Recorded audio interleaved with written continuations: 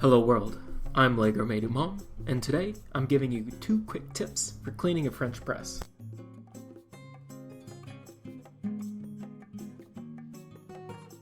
Tip number 1. Instead of spending so much time trying to strain the remaining water out of coffee grounds and throwing it into the trash or compost, use a strainer and just dump the contents through it. Any remaining bits can be flushed out with more water.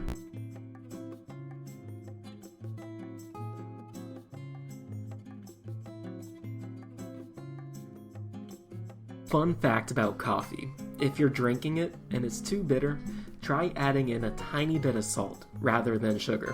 It will curb the bitterness and bring out more flavors in your brew.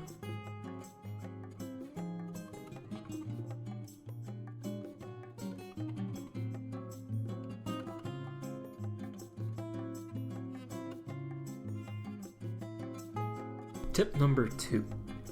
After flushing the contents, the grimy insides still need to be cleaned. Take some dish soap and fill the vessel with hot water. Then insert the plunger as you would normally and rapidly push and pull on it.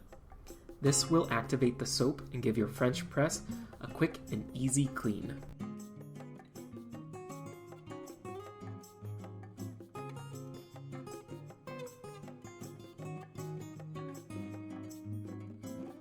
Personally, I use my French press mainly for making cold brew.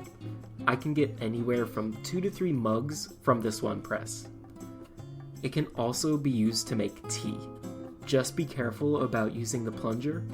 If the tea steeps for too long, the agitation from the plunger may bring out the bitter tannins in the tea leaves.